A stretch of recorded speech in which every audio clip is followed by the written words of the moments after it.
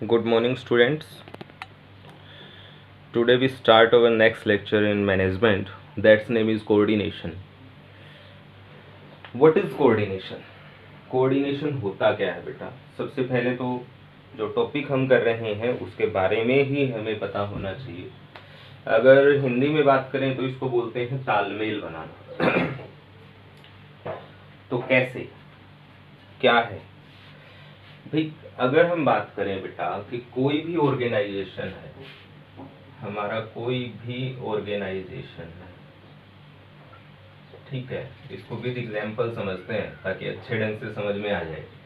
उसमें बहुत सारे बहुत सारे पर्सन्स, वर्कर्स काम कर रहे हैं, है ना। इन सब की जो एक्टिविटीज हैं वो क्या है बेटा? वो सबकी अलग अलग हैं। इन सब के जो गोल हैं वो क्या है? अलग है। इन सब की जो विलिंगनेस है वो क्या है? वो भी अलग है या नहीं है? इन सब की एक्टिविटीज अलग हैं, इन सब के गोल्स अलग हैं, इन सब की विलिंगनेस अलग है। तो ऐसे केस में कोई भी ऑर्गेनाइजेशन अपने गोल को अचीव कर पाएगा क्या? नहीं कर पाएगा। उसको अगर अपने गोल को अचीव करना है तो उसको क्या करना पड़ेगा? इन सभी की जो एक्टिविटीज है, इन सभी का जो गोल है, ठीक है, इन सभी की जो विलिंगनेस है उसमें कोऑर्डिनेशन बनाना पड़ेगा। यानी कि इन सभी की एक्टिविटीज को क्या करना पड़ेगा बेटा? सिंक्रोनाइज करना पड़ेगा। क्या करना पड़ेगा? सिंक्रोनाइज करना पड़ेगा। अब हमारे पास प्रॉब्लम क्या आ गई? हमारे पास प्रॉब्लम ये आ गई, ये वर्ड लिख तो दिया सिंक्रोनाइज करना। अब ये सिंक्रोनाइज करना होता क्या है, इसको भी हम विद एग्जांपल समझते हैं बेटा। हम सभी सेल फोन यूज करते हैं, है ना। तो उस सेल फोन में हम क्या करते हैं कि हमारा जितना भी डाटा है उसमें एक ऑप्शन मिलता है हमें इस सेल फोन में, SYNC के नाम से, ठीक है, जिसको हम बोलते हैं सिंक करना। ओके, इसकी फुल फॉर्म होती है बेटा सिंक्रोनाइज करना। क्या करना? सिंक्रोनाइज करना। और सेल फोन में हमें क्या मिलता है? सेल फोन में हमें मिलता है सिंक करना, है ना। अब इसका मतलब क्या होता है कि कोई भी एक्टिविटीज है हमारी, हम मान लेते हैं कि जैसे कि 2 एक्टिविटीज, है ना, उन दोनों एक्टिविटीज को क्या करना? एट सेम टाइम करना।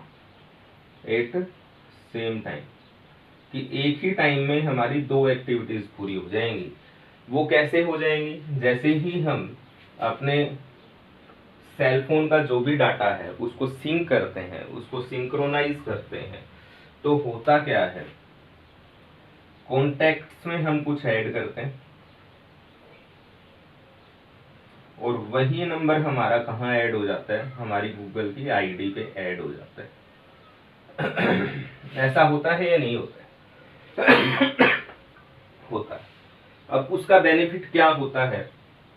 बेनिफिट ये होता है बेटा कि अगर बाय द वे हमारे कॉन्टेक्ट्स डिलीट हो जाते हैं, अगर हमारा सेल फोन टूट जाता है, अगर हम नया सेल फोन लेके आते हैं, ठीक है, तो नए सेल फोन में तो हमारे ये वाले डाटा नहीं मिलेंगे जो पुराने वाले में थे। तो अगर हमने उसको सिंक कर रखा है तो what is the result? Result is that कि जब हम उसमें हमारी वही गूगल आईडी डालते हैं नए वाले सेल फोन में जो पुराने वाले में डाल रखी थी, तो हमारे सभी के सभी कॉन्टैक्ट नंबर्स कहाँ आ जाते हैं? उस नए वाले सेल फोन में आ जाते हैं।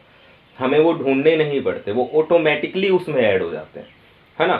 तो what is the meaning of synchronization करना? कोई भी 2 या 2 से ज्यादा एक्टिविटीज जो है उन सभी को एट द सेम टाइम करना, है ना। आ गया होगा बेटा समझ में? हाँ, व्हाट इज द सिंक्रोनाइजेशन, समझ में आया? ओके, अगर वैसे याद नहीं रहता तो आपके सेल फोन में जो ऑप्शन मिलता है सिंक, उसके नाम से आप इसको ऐड कर लो। What is the use of that function is which be available in our cell phone. क्या यूज होता है इसका? इसका यूज यही होता है कि सारे डाटा को हमें हमारे सेल फोन के साथ साथ हम हमारी गूगल आईडी पे डाल देते हैं, जो वहां पर सेव हो जाता है, ठीक है। कल को अगर हमें बाय द वे उसकी जरूरत पड़ती है ना, तो हम क्या करते हैं? अपना डाटा वहां से निकाल सकते हैं कहीं भी किसी भी टाइम, है ना। करना क्या है? कुछ नहीं, अपनी मेल आईडी ओपन करनी है और हमें वो डाटा जो है वो वहां पर अवेलेबल हो जाएगा। ठीक है, तो कोऑर्डिनेशन जो है बेटा, ठीक है, वो होता क्या है, सिंक्रोनाइजेशन करना सभी एक्टिविटीज का। ठीक है। अब जैसे कि ये वाली एक्टिविटीज है, 4 पर्सन्स कर रहे हैं, ये अपनी एक्टिविटीज कभी पूरी कर रहे हैं, ये कभी पूरी कर रहे हैं, ये कभी पूरी कर रहे हैं, है ना। तो हमें हमारे ऑर्गेनाइजेशन का गोल अचीव नहीं हो पाएगा। इन सभी की एक्टिविटीज को सिंक्रोनाइज करना पड़ेगा। क्या करना पड़ेगा, सिंक्रोनाइज करना पड़ेगा कि ये अपनी सभी पर्सन्स जो हैं अपनी अपनी activities at the same time पूरी करें। समझ में आया नहीं आया? Okay okay. तो सिंक्रोनाइजेशन तो हम करेंगे, अब सिर्फ वर्कर्स में करेंगे या सभी जगह करेंगे? तो बेटा एक्टिविटीज तो सभी की एक दूसरे के ऊपर डिपेंड करती हैं, चाहे वो अलग अलग डिपार्टमेंट्स हों हमारे, है ना, चाहे वो हमारे अलग अलग वर्कर्स हों। सही है गलत है? तो हमारे जितने भी डिपार्टमेंट्स हैं उन सब की जो एक्टिविटीज हैं उन सभी को हमें क्या करना है बेटा, सिंक्रोनाइज करना है। That is called coordination. What is the meaning of coordination? Synchronisation the activities of different departments is called coordination. What is the meaning of coordination? Synchronisation किसका, ऑफ एक्टिविटीज, किसकी, of different departments is called coordination. आ गया होगा बेटा समझ में? ठीक है, तो that is important for management. हाँ जी, that is important for management, है ना। अब इसका रिजल्ट क्या है कि हमारे जो अलग अलग डिपार्टमेंट्स हैं, अगर हमने उन सभी को सिंक्रोनाइज कर दिया तो उसका रिजल्ट क्या आएगा बेटा? ये सभी वर्कर्स की एक्टिविटीज को सिंक्रोनाइज कर दिया, सभी डिपार्टमेंट की एक्टिविटीज को सिंक्रोनाइज कर दिया, then what is the result of that? उसका रिजल्ट ये आया बेटा कि इन सभी की एक्टिविटीज आपस में एक दूसरे से क्या हो जाएंगी, बाइंड हो जाएंगी, यानी कि जुड़ जाएंगी। इनकी इन सभी की एक्टिविटीज को एक दूसरे के साथ जोड़ने के लिए हमें किसकी जरूरत पड़ेगी, कोऑर्डिनेशन की जरूरत पड़ेगी। आगे बेटा समझ, binds the force of different departments activities, कौन करता है, कोऑर्डिनेशन। सबसे पहले हमने क्या देखा, व्हाट इज कोऑर्डिनेशन? कोऑर्डिनेशन होता है बेटा सिंक्रोनाइजेशन करना, किसका, एक्टिविटीज का। एक्टिविटीज कौन करेगा, डिफरेंट डिफरेंट डिपार्टमेंट्स करेंगे। उसका रिजल्ट क्या आएगा, उसका रिजल्ट ये आएगा कि हमारे सभी डिपार्टमेंट्स की जो एक्टिविटीज हैं वो एक दूसरे से बाइंड हो जाएंगे, है ना। हाँ, सभी फंक्शंस मैनेजमेंट के एक दूसरे से बाइंड हो जाएंगे। क्यों? ओके, अब हम आगे बात करते हैं। कितनी बातें समझ में आ गई? 2 बातें समझ में आ गई। पहली बात क्या समझ में आई बेटा,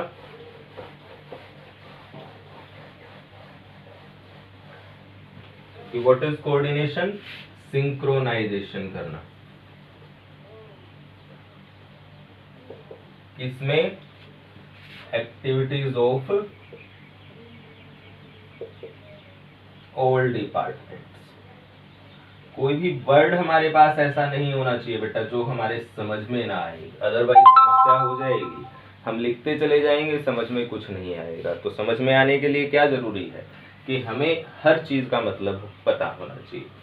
सबसे पहले हमने देखा कोऑर्डिनेशन क्या होता है, सिंक्रोनाइज करना of all activities of all departments of an organization. Organization की सभी एक्टिविटीज को सिंक्रोनाइज करना। अब इसका रिजल्ट आपके पास क्या आया, इसका रिजल्ट आपके पास क्या आया, जितने भी हमारे डिपार्टमेंट्स हैं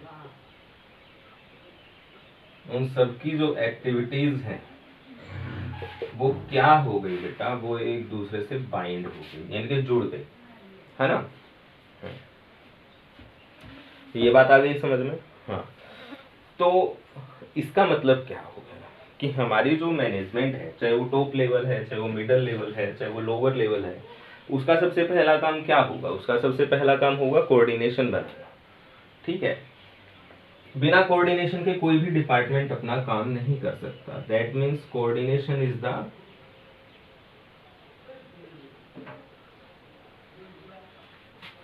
primary function of management. That is the primary function of management. कितनी बातें समझ में आ गई बेटा? 3। पहला आ गया कि कोऑर्डिनेशन क्या होता है, सिंक्रोनाइज करना होता है किसको, all activities of different departments को। फिर उसका रिजल्ट क्या आता है, कि उसका रिजल्ट आता है कि सभी डिपार्टमेंट जो है हमारे वो क्या हो जाते हैं, बाइंड हो जाते हैं, जिससे हमें क्या पता चलता है कि कोऑर्डिनेशन जो है हमारी मैनेजमेंट का क्या है, प्राइमरी फंक्शन है ना। हाँ, क्यों है बेटा ऐसा, ऐसा क्यों है, why the coordination is the primary function of management. अगर आपके पास क्वेश्चन आ जाए कि why the coordination is the primary function of management, तो आप क्या जवाब दोगे। क्योंकि हमारे जो डिपार्टमेंट्स हैं, जितने भी डिपार्टमेंट्स हैं,